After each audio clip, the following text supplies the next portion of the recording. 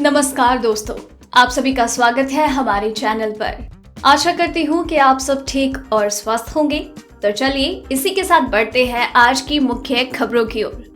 दोस्तों, हमारा भारत कोरोना महामारी की वजह से कई महीनों से ठप पड़ा है। ऐसे में 1 सितंबर से देश में अनलॉक 4 लागू होने जा रहा है। कहा जा रहा है कि अनलॉक 4 की गाइडलाइंस में केंद्र सरकार सिर्फ प्रतिबंधित गतिविधियों की लिस्ट जारी करेगी। इस लिस्ट में जिन गतिविधियों को शामिल किया जाएगा उन्हें बाहर करने की अनुमति होगी। अगले अनलॉक 4 और उसके बाद दीपावली तक देश में किन किन गतिविधियों पर ये प्रतिबंध हटने की उम्मीद है, इसकी सटीक जानकारी आपको हम इस वीडियो में देने वाले हैं। बस उसके लिए आपको इस वीडियो के साथ अंत तक बने रहना होगा।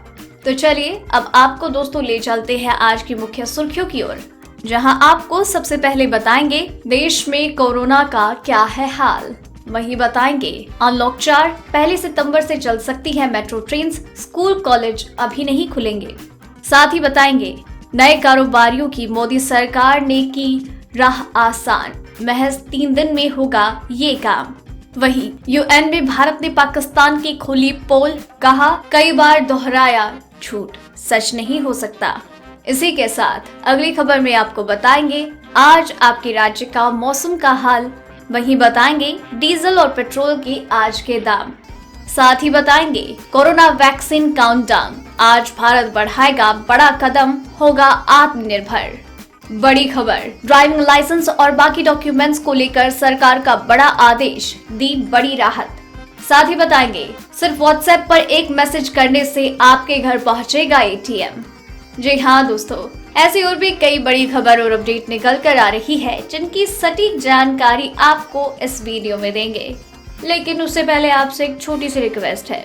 मुझे इस वीडियो को बनाने में बहुत मेहनत लगती है, तो इस मेहनत के लिए वीडियो पर एक लाइक तो जरूर बनता है। और साथ ही में वीडियो के नीचे नजर आ रहे उस लाल सब्सक्राइब बटन को भी दबाइएगा और फिर जो पास ही में घंटी का एक बेल आइकन नजर आए उसे भी जरूर दबा दीजिएगा, ताकि आपको दिन भर की सारी बड़ी खबरों की जानकारियां लगातार मिलती रहे। तो चलिए बिना देरी करे जान लेते हैं एक एक करके सभी बड़ी खबरों के बारे में। इसी के साथ आइए आज की सबसे पहली बड़ी खबर को जानते हैं।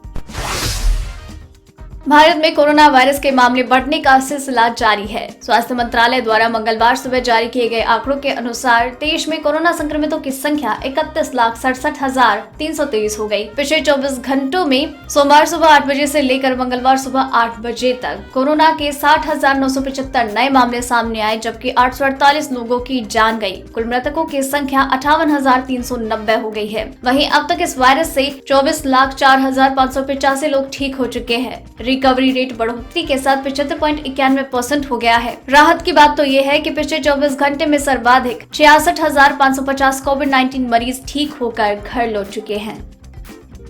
इसी के साथ बढ़ते हैं अगली खबर की ओर।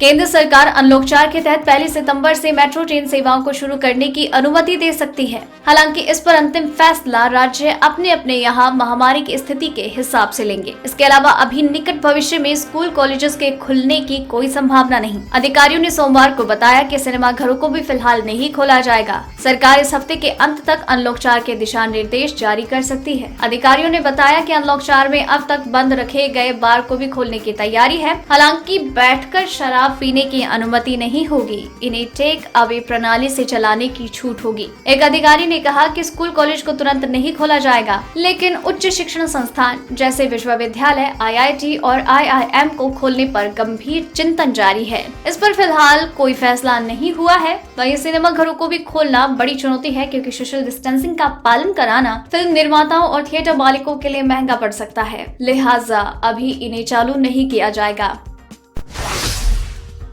वहीं दिल्ली में 1 सितंबर से ही मेट्रो के परिचालन की अनुमति दी जा सकती है। दिल्ली मेट्रो रेल निगम डीएमआरसी ने रविवार को एक बड़ा बयान जारी करते हुए कहा, जब भी सरकार निर्देश देगी वो परिचालन बहाल करने के लिए तैयार है। डीएमआरसी के कार्यकारी निदेशक अनुजा दयाल ने कहा कि कोविड-19 से निपटने के लिए जारी सभी दिशा निर्देशों को लागू किया जाएगा और यात्रियों की सुरक्षित यात्रा के लिए सभी कदम उठाए जाएंगे। दिवाली तक एयर ट्रैफिक भी पूरी तरह सामान्य होने की संभावना है।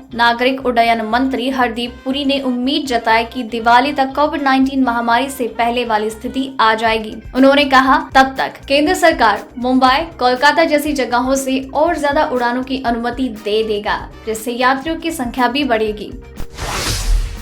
बड़ी खबर, केंद्र सरकार नया बिजनेस शुरू करने वालों की हर तरह से मदद कर रही है। मुद्रा लोन जैसी स्कीम से लोन लेकर लोग अपने सपनों को साकार कर सकते हैं। खुद का बिजनेस खड़ा करने के लिए अब महज 3 दिन के अंदर बिजनेस का जीएसटी नंबर मिल जाएगा, यानी सिर्फ 3 दिन में ही बिजनेस का रजिस्ट्रेशन हो जाएगा। सरकार का कहना है कि डिजिटल इंडिया के इस दौर में अगर कोई अपना कारोबार खड़ा करना चाहता है तो सरकार ऐसे लोगों की हर तरह से मदद के लिए तैयार है। 3 दिन में बिजनेस का जीएसटी रजिस्ट्रेशन भी उसी कड़ी में एक कदम है। इसके लिए केवल कारोबारियों को अपना आधार कार्ड देना होगा। वित्त मंत्रालय ने कहा कि नए बिजनेस को आधार के जरिए जीएसटी रजिस्ट्रेशन देने की शुरुआत कर दी गई है। जो कारोबारी अपना 12 अंकों का आधार नंबर देंगे, उनके कारोबार को सिर्फ 3 दिन में जीएसटी नंबर मिल जाएगा। लेकिन जो आवेदक साथ में आधार कार्ड नहीं देंगे, उन्हें फिजिकल वेरिफिकेशन के बाद ही जीएसटी नंबर मिलेगा।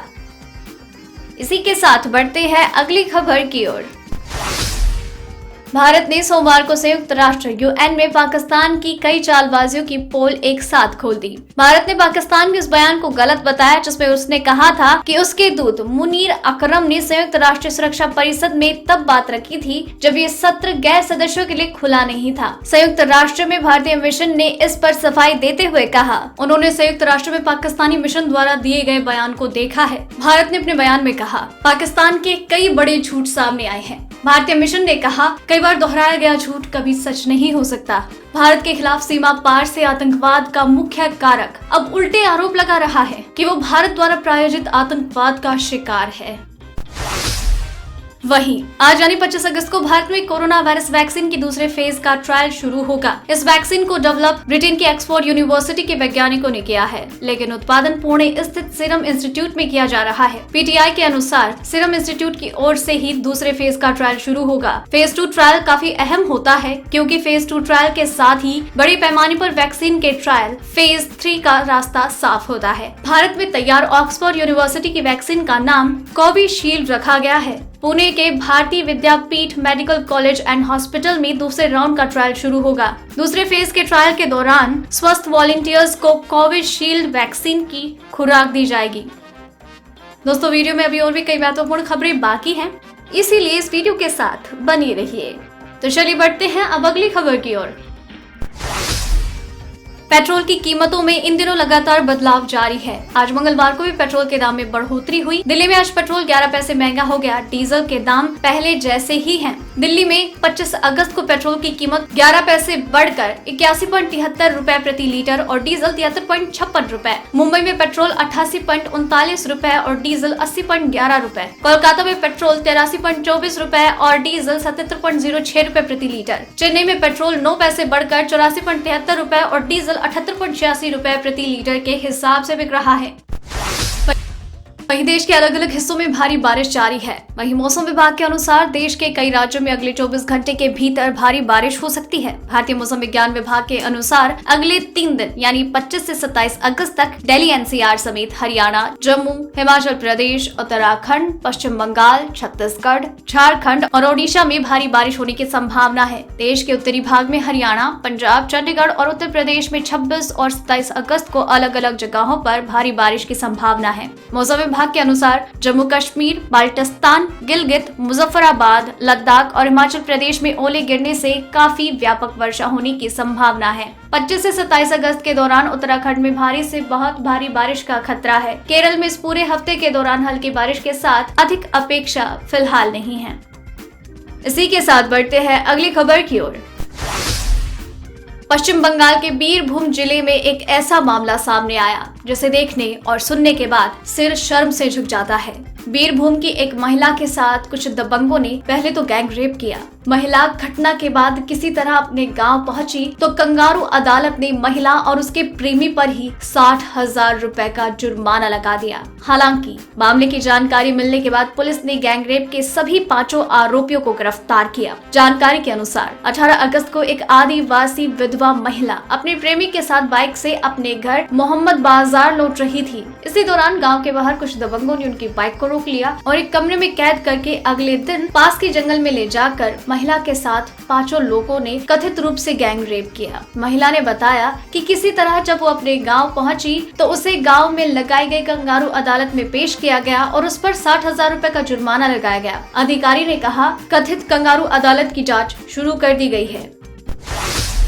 बड़ी खबर, सरकार इनकम टैक्स रिटर्न से लेकर पैन आधार कार्ड लिंक कराने की तमाम तारीखों की अंतिम तारीखों को कोरोना वायरस महामारी की वजह से आगे खिसका चुकी है। अब सरकार ने ड्राइविंग लाइसेंस और वाहनों के दूसरे डॉक्यूमेंट्स को लेकर भी बड़ी राहत दे रही है। सरकार ने ऐसे DL और डॉक्यूमेंट की वैधता को 31 दिसंबर तक बढ़ा दिया है, जो हाल फिलहाल में रिन्यू के लिए जाने वाले थे। इस आदेश के बाद से देश के करोड़ों लोगों को लाभ मिला है। मंत्रालय ने आगे सलाह दी है कि सभी संबंधित दस्तावेज जिनकी वैधता का विस्तार राष्ट्रव्यापी बंद के कारण नहीं हो सका या होने की संभावना नहीं है और जिन दस्तावेजों की वैधता 1 फरवरी 2020 से समाप्त हो गई है या 31 दिसंबर 2020 तक ये समाप्त हो जाएगी, इन्हें 31 दिसंबर 2020 तक वैध माना जाएगा। प्रवर्तन अधिकारियों को सलाह दी गई है कि वो ऐसे दस्तावेजों को 31 दिसंबर 2020 तक वैध माने। इसी के साथ बढ़ते हैं अगली खबर की ओर। आने वाले वक्त में एयरटेल के उपभोक्ताओं को अपनी जेब ज्यादा ढीली करनी पड़ सकती है, क्योंकि कंपनी के चेयरमैन सुनील मित्तल ने इसके संकेत दिए हैं। एयरटेल के चेयरमैन सुनील मित्तल ने कहा, 160 रुपए में 16 GB डेटा एक त्रासदी है। इस कीमत पर अगर आप या तो 1.6 GB डेटा ले लीजिए या फिर आप इससे ज्यादा कीमत चुकाने के लिए तैयार हो जाइए। इसके साथ ही उन्होंने कहा कि हम अमेरिका और यूरोप की तरह 50 से 60 डॉलर नहीं बढ़ाना चाहते, लेकिन $2 प्रति महीना निश्चित रूप से लंबे समय तक नहीं चलेगा। सुनील मित्तल ने कहा, सरकार को उद्योग जगत के साथ ज्यादा विवादों में नहीं उलझना चाहिए। वहीं अब आपको पैसे लेने के लिए ATM मशीन पर नहीं जाना होगा, बल्कि ATM मशीन खुद चलकर आपके पास आपके घर आएगी। देश के सबसे बड़ी bank state bank of India ने अपने ग्राहकों के लिए एक नई सेवा की शुरुआत कर दी है। अब SBI मोबाइल ATM के जरिए घरों तक कैश पहुंचाएगी। इसके लिए आपको सिर्फ एक WhatsApp मैसेज करना होगा, जिससे आप ATM मशीन को अपने घर बुला सकते हैं। SBI ने अपनी मांग पर ATM आपके द्वार पर सेवा की शुरुआत की है। SBI ने अपने मोबाइल ATM मशीनों को घर घर ले जाने का फैसला किया। SBI के अनुसार ग्राहकों को एक WhatsApp मैसेज करना होगा, इसके बाद ATM मशीन उनके घर तक पहुंच जाएगी। इसके अलावा ग्राहक मोबाइल ATM को घर बुलाने के लिए बैंक को फोन भी कर सकते हैं। दोस्तों, आज की खबरों में बस इतना ही। अगर आपको भी ये खबरें अपने मोबाइल पर हर दिन यूं ही चाहिए, तो वीडियो के नीचे दिए गए इस लाल बटन को दबाकर चैनल को सब्सक्राइब कर लीजिए और साथ ही साइड में दिए गए इस घंटी को भी दबाएं। और अगर आपने वीडियो पूरा देखा है तो अपना नाम नीचे कमेंट सेक्शन में जरूर लिख भेजिएगा। तो दोस्तों, फिर मिलते हैं कल। जय हिंद, धन्यवाद।